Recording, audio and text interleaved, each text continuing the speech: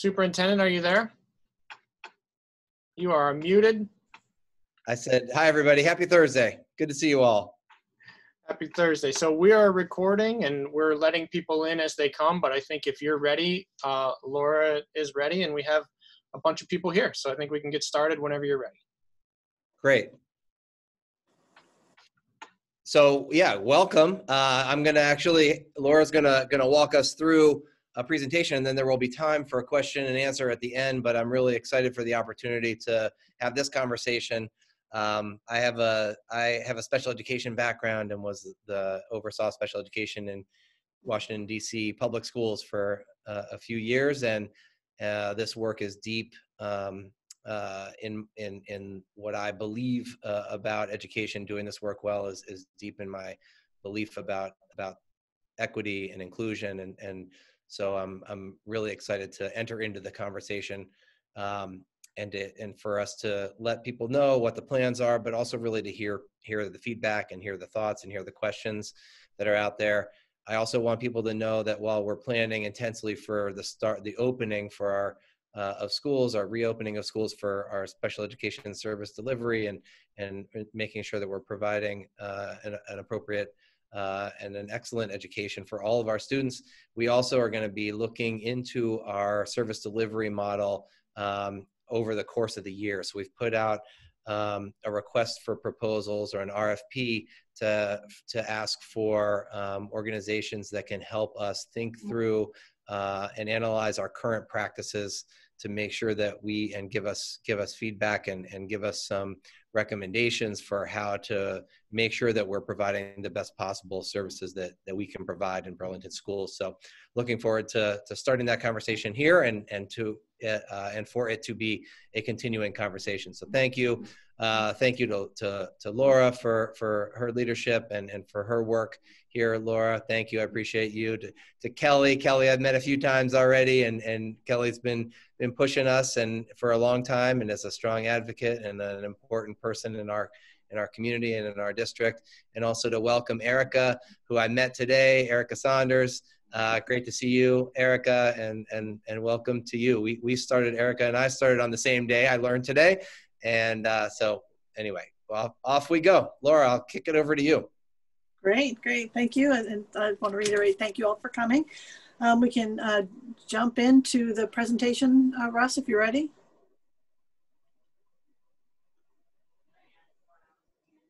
You know, I think you're going to be speaking, so the best thing to do would be for you to go ahead and share your screen.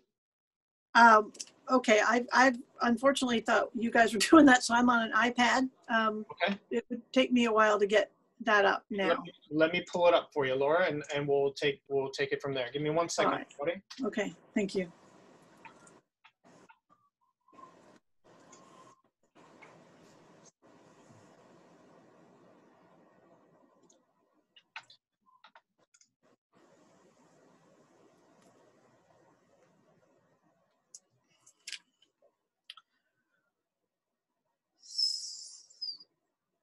So while we work on that, I'm gonna remain on mute, Laura, and you can just tell me when you are ready to move on to the next slide, okay? Beautiful, great, thank you.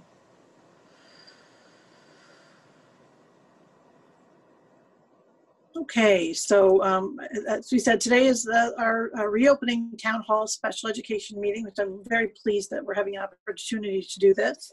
You go to the next slide.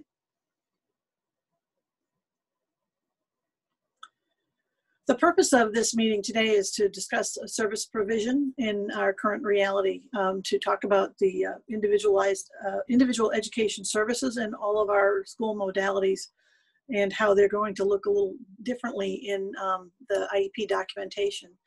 To speak a little bit about the use of masks, meetings with parents, as we're going to be meeting with all parents very shortly, and that's our plan. Transportation of students with disabilities, and a special education advisory committee. And then we'll have some time for questions at the end.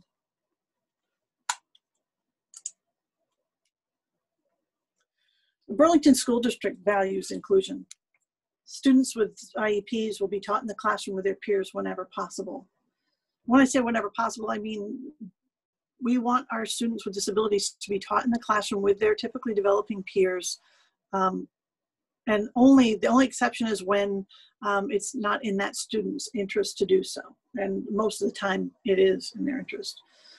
Students who receive specialized services in the classroom will receive them in that location. When it isn't possible, special educators and support staff will provide these services in smaller or pull-out service location, again, depending on what's in the student's interest. The IEP team will determine what's the appropriate setting and service for all students on IEPs, and that includes the parents. The parents are an integral, important part of the IEP team. Whether it's in hybrid, in-person, or remote learning modalities, students on IEPs will be provided access to education to make growth based on their individual needs.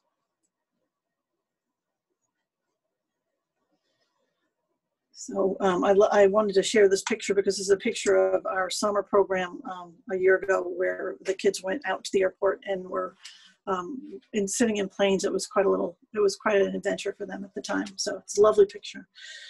In recent emails sent to all the parents of students with IEPs, I included a link to a document created by the Agency of Education titled Considerations for IEP Fall 2020. Excuse me.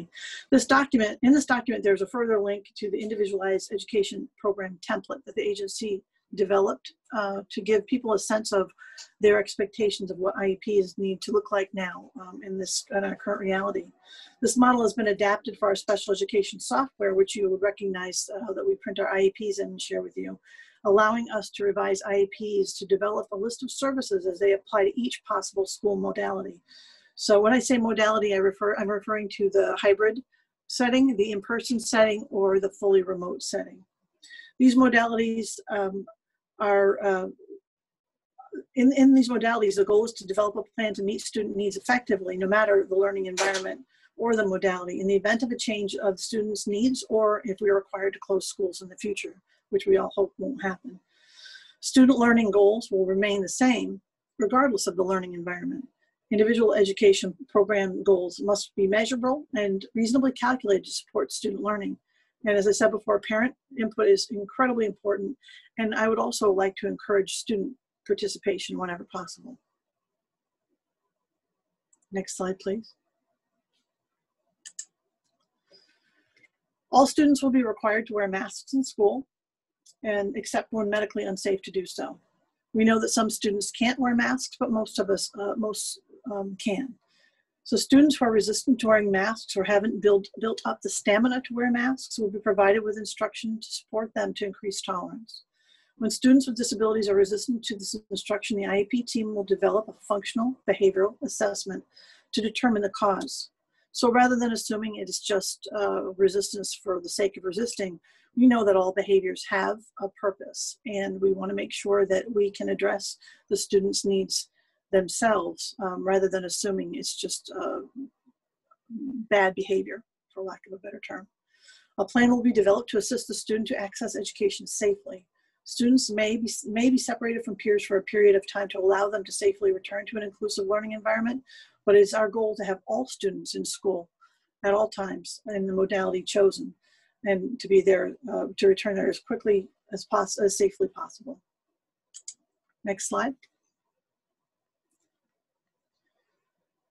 So all IEP meetings will be held, and evaluation meetings will be held online or by phone to better ensure the safety and participation of all those who can contribute to the robust learning program for each student. We want to make sure that everyone can participate, whether they're not able to be in school buildings. And we also want to limit the number of adults coming in and out of buildings. And so this seems to be the best solution. We can be creative about other ways of doing this if we need be. It's a matter of discussing that with the team, what works for the family.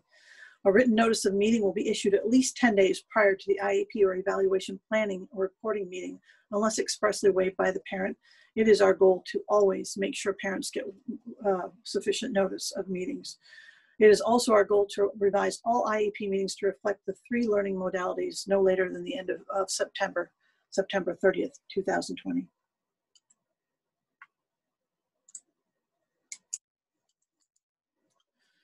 Some students will require assistance with transportation due to their disability. During the COVID-19 pandemic, providing transportation can be extremely challenging. If transportation is necessary for your student, please discuss this with your student's case manager as soon as possible. Whenever possible, we would like to encourage families to consider using alternative means of transport. If this is not possible, please let us know. And it is important to us that kids get to school, especially obviously the students that are in person, and we need to make sure that they can get here. So if for some reason your student cannot get here, please do contact your case manager, and they will let me know. We'll figure out some way to make it work. It's important. It is quite important. Next slide, please. And finally, one of the pieces that I have really been challenged with over the years, and I've wanted to make sure that we discussed as a community to find a way to revitalize our special education parent advisory committee. It was a lovely committee, and it was chaired by Chris Woodrow for a while, and it went well. Unfortunately, though, it faded and eventually disbanded because people just weren't able to participate. This is one of the reasons we chose this time of day to have this meeting, because we were looking at different times to meet in different modality. I am very open to hearing from people in the community about any suggestions they might have about what might be a better way to get us all connected, knowing that people with disabilities have very different needs, and their families have different needs as a result as well. Sometimes people are available in the evenings and sometimes they're not. So if you're interested or you have ideas about how we can make this work, I am, again, as I said, very interested in knowing them. I also have a request from parents that we begin a parent-to-parent mentor program. And what that would look like is having parents who have supported their children through school, being supports to new parents who are new to having kids with disabilities in our schools, and providing emotional and support and guidance. It just sounds like a wonderful idea, and I'd be interested in knowing if anyone is interested in participating in that as well.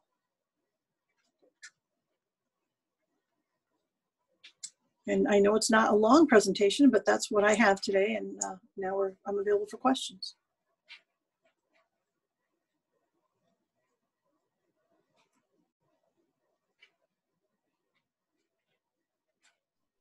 We're raising our hands, just jumping in. So I believe what we're going to do, I should have said, I'm sorry, Kelly, thank you. I would love it if people would put their questions in the chat. I think I don't know how big of a group we are, but that might be the best way to do that. And Russ is going to read the questions, I believe. Is that right? Yeah, that was the plan. You know, we actually do not have that many participants, but there's 11 of us, and that includes at least 4 BSD staff. So I think let's go ahead and just take questions if that's okay with you. Yeah, I'm totally okay with that. And I would also say that since there aren't a lot of people here, that's been a challenge for us for meetings in the past. And I, if it's, I'm sorry. I'm sorry. If it's not the time to mute you, Laura. Yeah, I know, background noise. If it's not the right time to have this discussion now, I would like to be able to develop some type of plan where we can at least discuss what are the barriers to having children with disabilities in our meetings, because you know, I'd love to think it's because their questions are just so well answered they don't feel like they need to come to these meetings, but I guess I would suspect that's probably not an accurate statement. So why don't we go ahead and take a question from Kelly? Is it Kelly? And then, it is Kelly. And then if anybody is uncomfortable speaking or doesn't want to be on camera, doesn't want their voice heard, go ahead and drop those questions in the chat and we'll moderate that as well. Does that work for people? Yeah, and there's also a question here, Russ, from, there's also a question earlier on from Andrea asking Erica's role. So perhaps you could introduce the members of your team here, Laura, and make sure, give people a sense of who's on the call. Oh, good. I've got both of them here. Great. Okay, Andrea, thank you. Andrea, thank you for asking that question. So Erica, for me, is in the upper right-hand corner here. Hi, Erica. And Sarah Gould is just below her. It's like being on the Brady Bunch opening, right? These are the 2 special education compliance coordinators that we just hired this year, who are going to help us be more effective in the work that we do and document more accurately all the great things that we do in the district. Our goal is to serve our students better, to provide excellent customer service to our families. You know, thinking about it from in terms of us providing a service to our families and being an important part of people's lives and knowing they've got a lot on their plate and wanting to help them.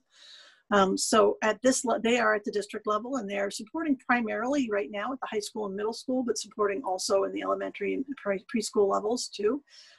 As we get more agile in our services, we are going to probably redistribute that a little bit, but that's how we're beginning. We also have at every building level, including pre-K and alternative programs, we have a special education lead mentor special educator. And I'm very proud to say that's a more robust system than we've had in the past. We've always had a point person in all the buildings, but it hasn't been quite the same as it is this year, where they can be called upon to support families and special educators. It's a model of distributive leadership that I think will make us all more effective. I frankly have to say that it's been a pleasure, but it's been hard to meet everyone's needs myself without these supports, and I am immensely grateful to have these people here helping us serve our families in a more effective manner. Kelly, you want to go ahead and go? There we go. So I don't have necessarily a question, but like a blurb and then a blob of notes that I just took. Is that okay? Yeah. Does that work for everybody? A blurb and a blob. That's what we're going with. It's the afternoon. It's my last coffee of the day. Bear with me. So I wanted to share a conversation that I had with my son. He is a rising 6th grader this year. He was diagnosed with autism when he was 15 months old, and again at 24 months old. Since then, we've added a few more diagnoses, including OCD, generalized anxiety, some learning disabilities. So he works really hard every day, is what that all boils down to. So we did choose the remote option for his level of anxiety. Going back during these safety precautions just will not be the best environment for him. And we were walking our dog, and I was talking about, hey, you know, we should be thinking about how we're going to set up our learning spaces for remote learning, because that's going to be starting. And he just started crying, and I was like, hey, bud, you know, can you tell me what's going on? And he was like, school always gives me the wrong lock. And I was like, hold on, what, you know, I'm sorry, you got to help me out, buddy. I don't quite understand what you mean. And, you know, he got very teenagery in his 11 years of age and rolled his eyes at me and was like, oh, I'm using a metaphor, Mom. And I was like, okay, I still need a little more. And he was like, if I'm a key, the locks that school gives me never fit. And they always try to make me fit in a lock that doesn't work. And I was like, well, buddy, you know, we have a lot of support now, and, you know, we're working on finding the right lock. And he was like, well, if it's anything like a locksmith, all they do is they just want to change the key. That's all my old school wanted to do, was change me. And like, as a parent, that really hurt. We've worked really hard to instill pride in him for who he is. And so to hear that he is perceiving certain interventions or certain services as him being changed, or him being the one that has to change, it was very disheartening to hear that was his perspective. I did ask him if I could share that story with you all tonight, and he did say yes, because he wants school to be better for everybody, not just for him, but for other kids like him. Sure. He once asked me if a teacher could be autistic, and I said, absolutely. And I said, you know, is it something that you would want to do? And he said, I would love to have autistic kids feel good in school. And that's my goal, is to help all of these kids feel good in school. So that's my blurb. My blob is, these meetings shouldn't be an opportunity. These meetings should just be. They should happen. You know, They should be right up there with all of the other meetings that happen, because this is a community that has disabled people in it. With that being said, you know, we were contacted by our new special educator, and we have a 30-minute meeting on Friday. 30 minutes is not nearly enough time to even discuss the depths of our son's diagnoses, much less fill out an IEP for 3 different learning models.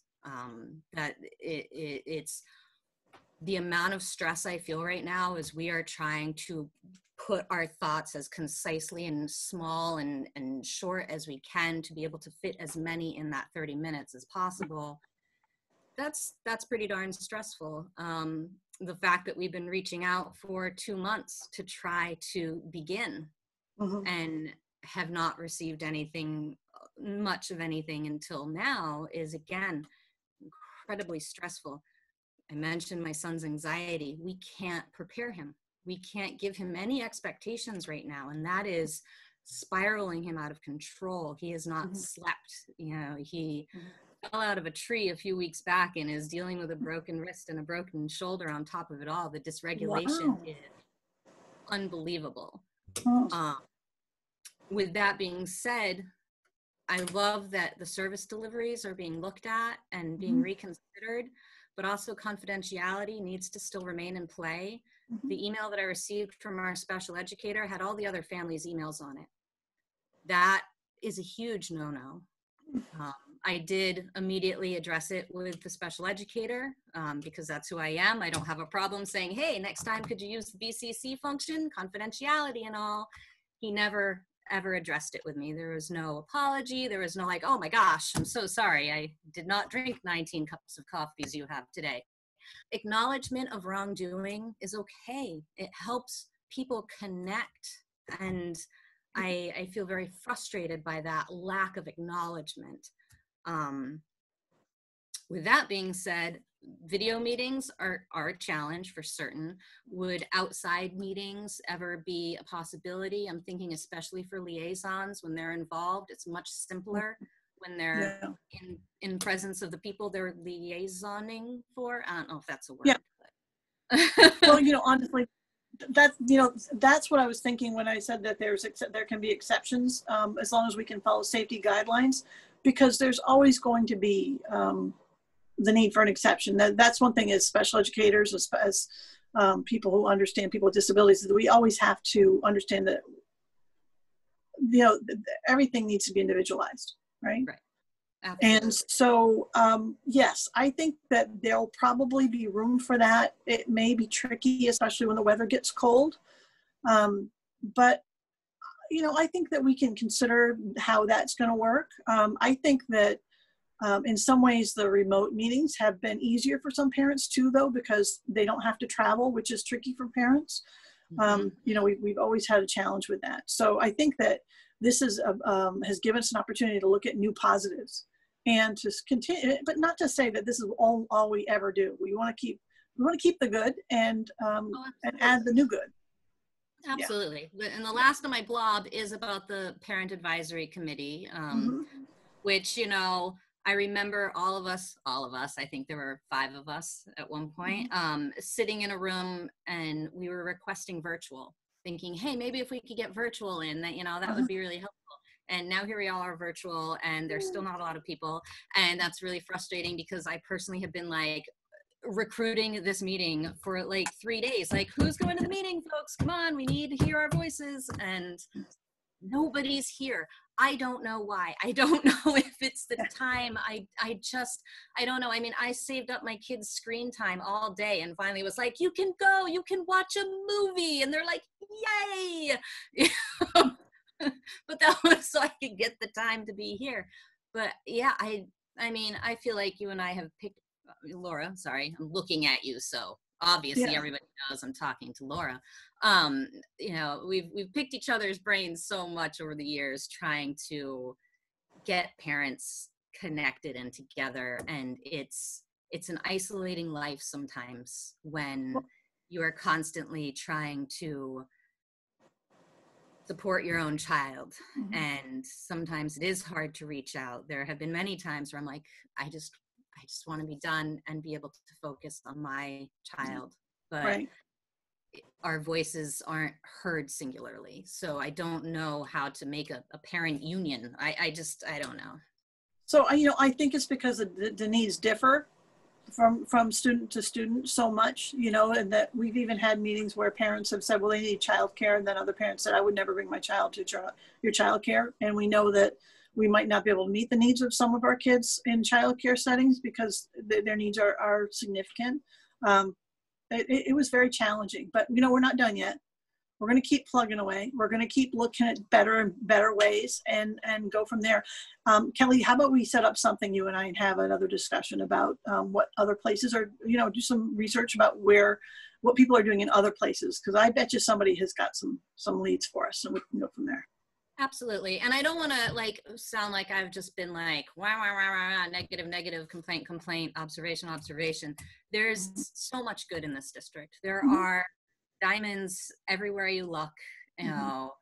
I shared Phineas's story on Facebook, and one of his early special educators sent him a message that had me just sobbing on the floor because it was just so wonderful and touching. And those are the people that I want this system to work for, because they work for the system and they're working for the kids. And I became a paraeducator because of the amazing paraeducators that worked with Phineas when he was in early ed. And I wanted to give that back to the families. I wanted to give them that sense of warmth that I got. And unfortunately, it feels as our children age, we stop getting that sense of warmth, and our children start getting more judged instead of supported. And it's not their fault, they're growing up. Yeah. Well, thank you very much for sharing that, Kelly. Oh, it looks like you cut out. I'm sorry. I thought you were done. Oh, no, I'm good. I didn't mean to cut you off. It got quiet, but then I noticed your mouth was still moving. So sorry about that. So the good news, it sounds like you and Laura have a plan to work together. Yeah. And the good news is that there's actually someone in the chat who has also offered to step into that. Yes, I appreciate that. Great. We do have a question that came in through the chat, and it says, how can I help my son navigate accommodations, and how can he ask and use them in ways that do not make him stand out or feel embarrassed? So, that's a tricky question, and it depends. The answer kind of depends on the grade of your child, but there are some advantages it's a lot of advantages to your suggestion that they find ways to advocate for themselves, because we know that as kids grow, we want them to be able to advocate for their own needs. That's for kids with and without disabilities. I would suggest that, without knowing more, and I'd be happy to speak to the person who asked the question more specifically to really give you a better answer. But I would suggest contacting. Looks like David is here, and I just to jump in, I love this question because I feel like so much of the work that we want to do is to create independence and to create self-advocacy, and it's just the heart of the work, I believe. And so I just really, really, really appreciate that question. Yeah, it's a great question. David, did you want to follow up on that? Do you want to share a little more, or do you want to? What, me? Yes. Sure. Yeah, my son is a rising sophomore at VHS. I guess that he has ADD and dyslexia. And so he is incredibly smart, but translating what he knows into bite-sized chunks that can be aided can be a challenge for him. So he has a great deal of struggle with written language. So both reading and writing. He has a number of accommodations. But and what you said about advocating, and I talked to him about that a lot, and that would help him in many avenues of life. But I had a talk just before this with his team, and I mean, it sounds like reach out to the teachers and let them know what the accommodations are. But yeah, it's just tricky because he doesn't want to stand out. He doesn't want to be the only kid who's doing this strange thing while all the other kids are doing, the mainstream thing, for lack of a better word. I just wondered if there are any general thoughts on how to help, how he, myself, his mother, his team, how do we, any tips you might have for. Sure. The one thing that comes to mind, and I've had other students, obviously, well, maybe not obviously, at that feeling the same way. It's not uncommon, is what I mean, for kids as they get older to not want to be different than peers. One strategy that has worked well with other students is being given the ability the information that everybody has differences, that we all present differently, and that we all have different needs, and that it's okay for that to be something that they need. So that there's an honor in asking for what you need. And this isn't something that you can say once and they're going to just do it. I totally get that. It's part of the maturation process. It's going to take a while. But I'm thinking, like, I don't know what your son's accommodations are, but I would suspect that someone who has difficulty with writing might have a speech-to-text accommodation. And I do know other kids who find that they're uncomfortable with that. We could begin by allowing that student a space to do that work where there's not other people around them. And then also there might be other kids who are using it. It's not a bad idea in a small group to include other kids who don't necessarily need it. I personally like voice-to-text technology. We all use it, or I should say a lot of us use it when we're doing texting on our cell phones. So to know that that's more of a mainstream piece and to allow them to see what they need to be successful is part of what many people do is a good strategy to help them accept their difference and to be proud of that and being able to advocate for it. And I would say too, in order to do that, we have a major responsibility, right? To both teach our students how to advocate for themselves, how to create classrooms that allow students to have voice and to not think that anything that's happening different for any one kid is stigmatizing for that student. And also really simply to make sure that our teachers have the accommodations that our students require by law in their hands so that they implement them, right? We need to be accountable for that. So if that's not happening, we definitely want to, I want to know. Absolutely. Me as well. Absolutely. They should. And you did mention earlier that we needed to let the teachers know about the accommodations. That's the job of the case manager also. It is the job of the classroom teachers to know who the children are in their class that need accommodations and who have IEPs or 504 plans. That's part of what their job is. So I don't want you to ever feel like that you have to spearhead that. If you feel like that's not happening, please do let us know immediately. May I add something, Thank you. Laura? And Tom, I'm sorry. Hi, I'm Erica again. I just don't want to lengthen the time because I know it's precious, but coming from Philadelphia, pretty large district, something to think about for future, if you're talking about parent groups, could be peer groups where those who have learned to sort of embrace and understand and have a confidence about it are helping other students have that, and then they're having a sense of pride and accomplishment in mentoring someone else. That was a very effective thing that I had, where there was a student who just embraced, for whatever reason, that was his personality, and he would talk to other kids. No, let Miss E help you. No, she's wonderful.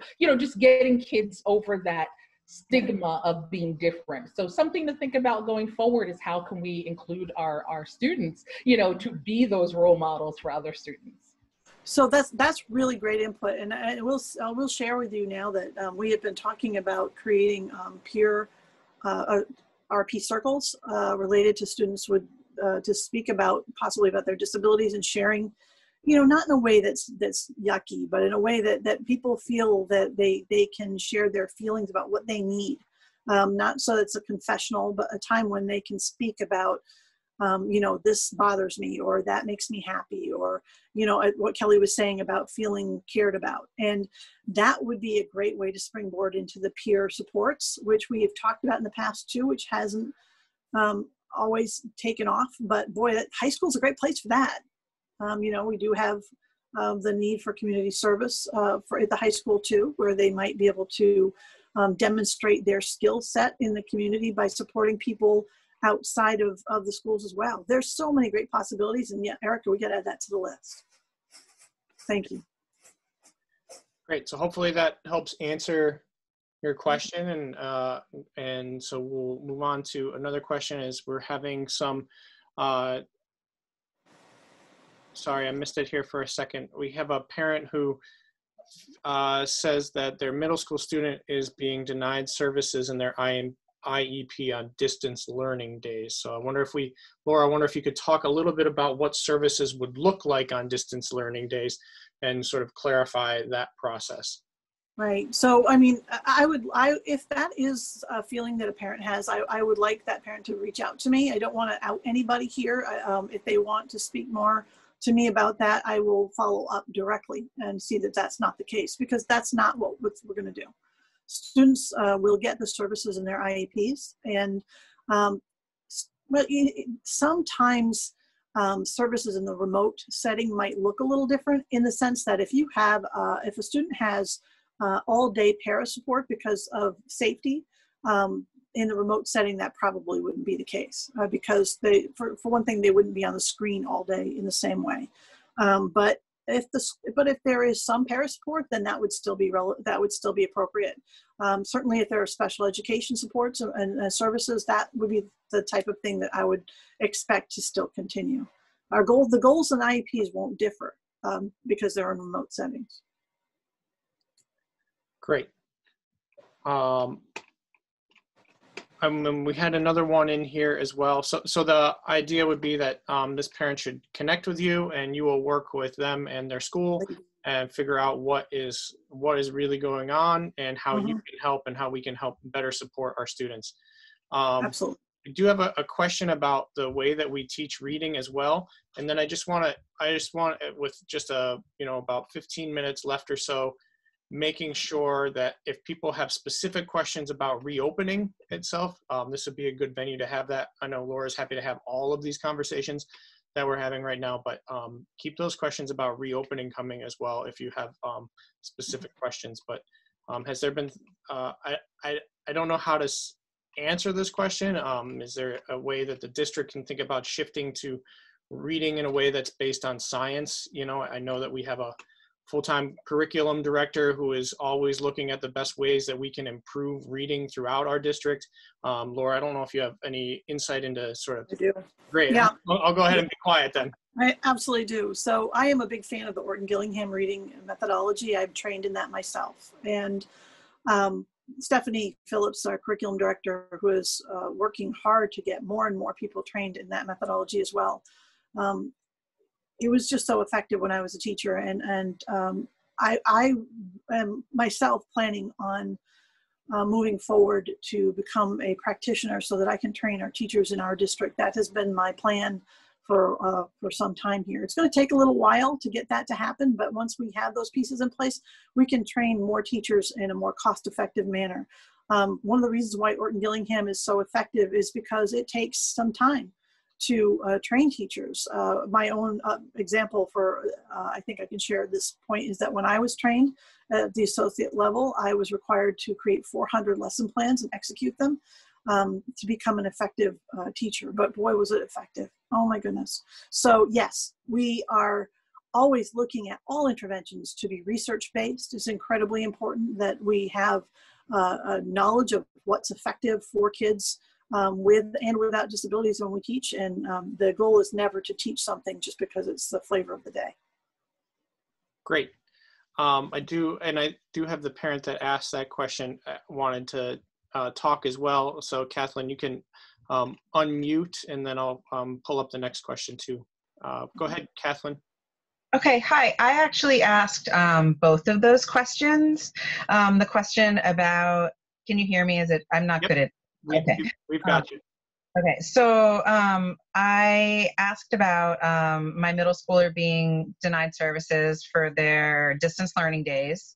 Had our IEP meeting yesterday and was told that it was a staffing issue, I guess, and that there just wasn't anyone to provide those services on those days. This student did incredibly well distance learning in the spring, had fantastic supports, and was looking forward to having their 2 days in school and doing 2 days in distance learning. And we were told at the IEP meeting that there just wasn't anyone to do those, so they weren't going to be getting any of those services on those days.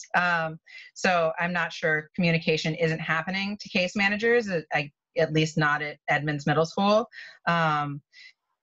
And I also asked about the about reading based on science. I have my husband is dyslexic. His father's dyslexic. All 3 of his brothers are dyslexic. 2 out of my children so far have specific learning disabilities in reading. My youngest is in 1st grade. We suspect she also does. I've had a really hard time accessing appropriate instruction for them.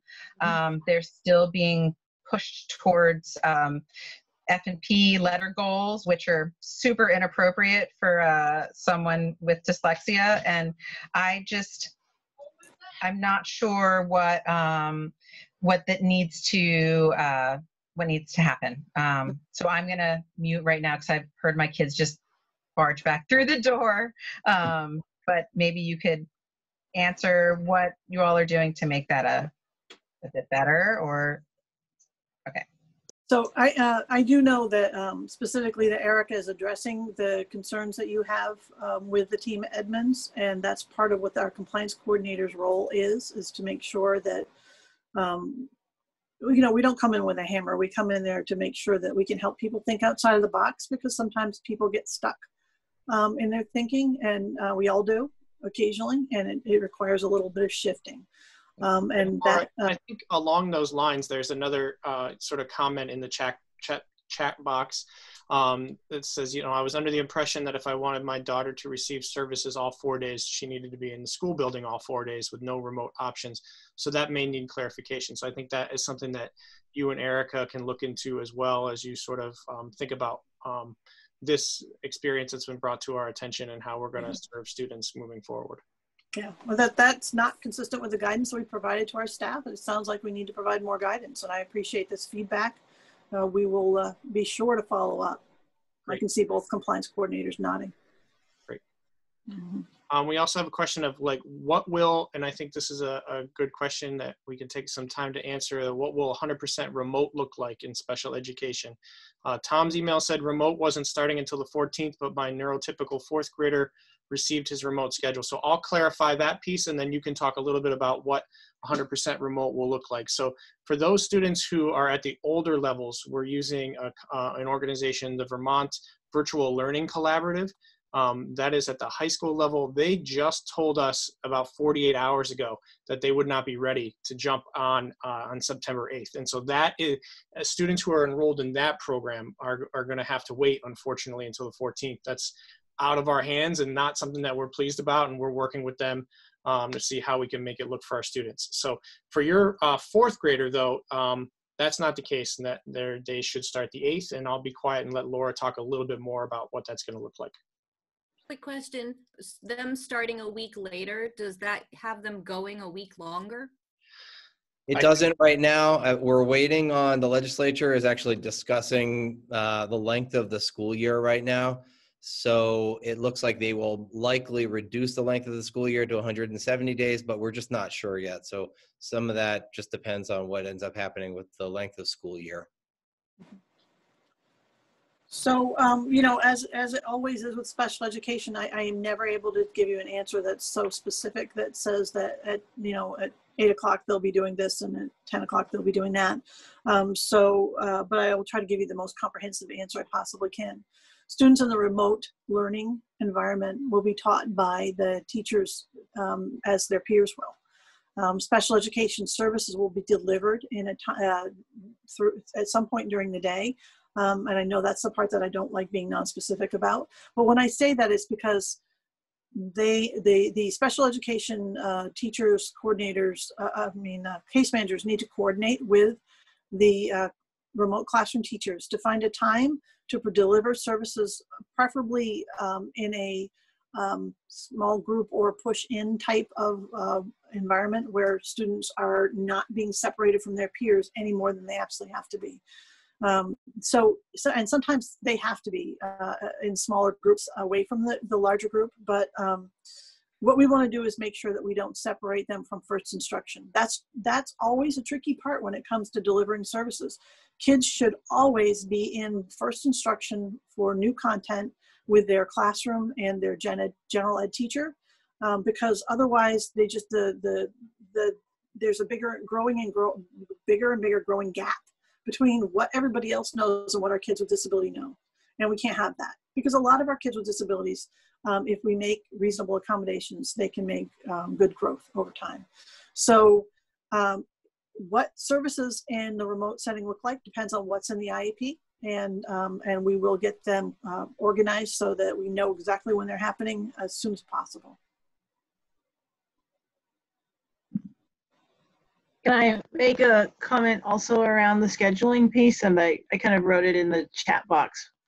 This is really specific to middle school because I just had my conversation also with my service provider, but it felt like we're choosing 4 days a week. And so the not enrichment, the unified arts piece, those are going to be repetitive because it will be repeated lessons from the blue day to the green day. So one of those is becoming the extra work time for additional services. And so what I was writing in the chat box is there's no reason why that couldn't also be a Zoom link to someone who needs support at home and that can join a small group if it is an extra service time. Absolutely. Like that's kind of the outside the box that can happen. Yeah, absolutely. And this is something that we have been sharing with our teams too. You know, it may be challenging at first to set this up, but Andrea is absolutely right that we can include kids in small groups to do instruction at that time. If kids don't need the repetition, when some kids might, but the kids that don't need that, then they can certainly participate in learning on those at those times. Andrea, you're absolutely right. Thank you for that insight.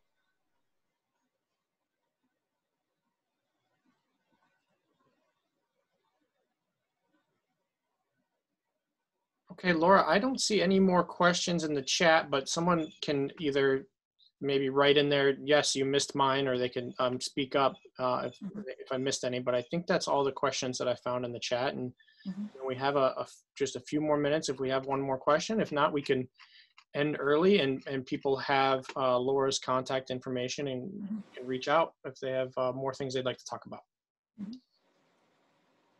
And while people think about this, I do want to encourage families and to encourage, and when you're with other families of kids with disabilities, please do reach out to me. That's part of what I do. That's important to me. Family outreach and student outreach are incredibly important for my position. So please do not hesitate. You cannot bother me.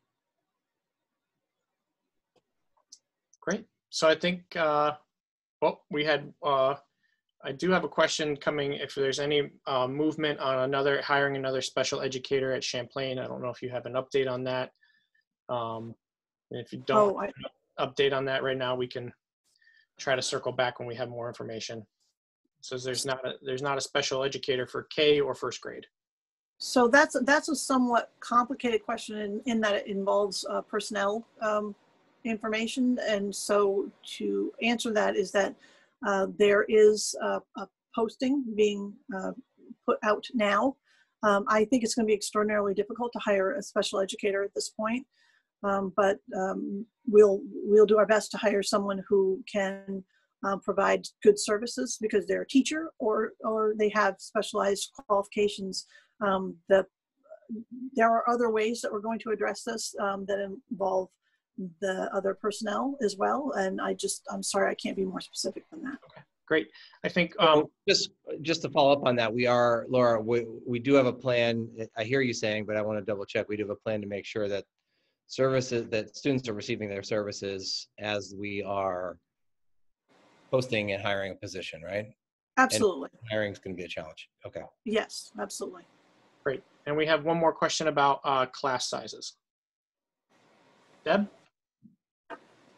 Whoops. Hi, thank you so much for this meeting. It's very helpful, and it's nice to meet the team face to face. My daughter is in 4th grade at Flynn Elementary, and the class size, I believe, is between 22 and 24. And it's my impression there's several kids who will be given the option of going 4 days, like my daughter is. And I'm wondering if that class is suddenly has 16 or 17 kids on those each day, now that there's many kids that may be attending multiple days. Just wondering if there's any updates on class sizes.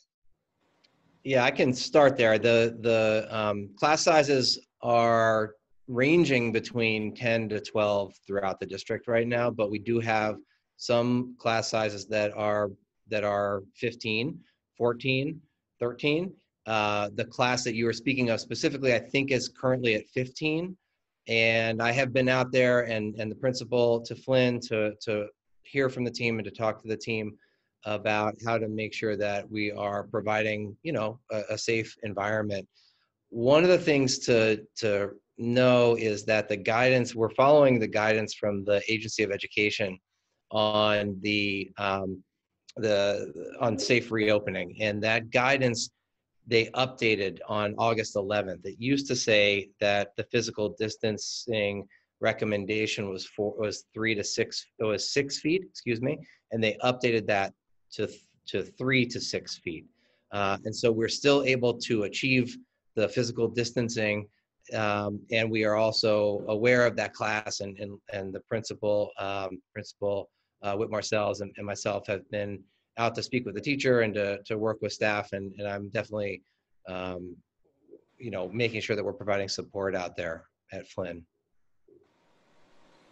Great, thank you.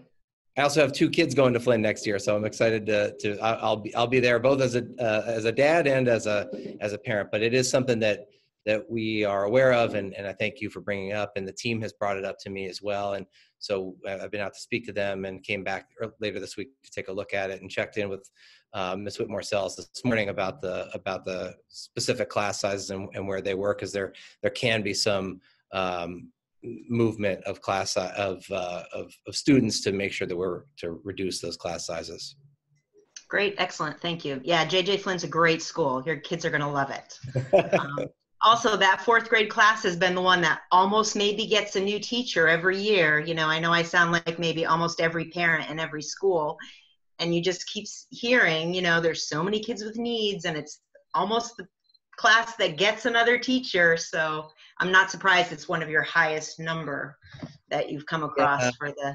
Yeah, I think it's a really good team too. I've really enjoyed just getting to meet them and hear from them. And I wasn't around for the budget season last year, but yeah, I've heard, and Ms. Whit Marcells did tell me, you know, it's one of those classes that has been on the verge, I guess, of having a third classroom. So I will definitely be paying close attention there.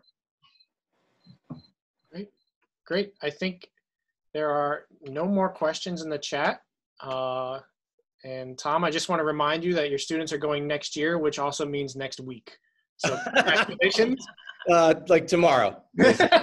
So, all right. Thank you, Russ. All right. Well, thank you everybody very much. We will post this recording up on YouTube so you can refer back to it. And then I think Laura has stressed a number of times, please reach out to her. Please reach out to your special educators. We want to be available to you. We want to work with you, and we want to provide the best education that we can. So thank you, everybody, and have a great day. Thank you. Thank you.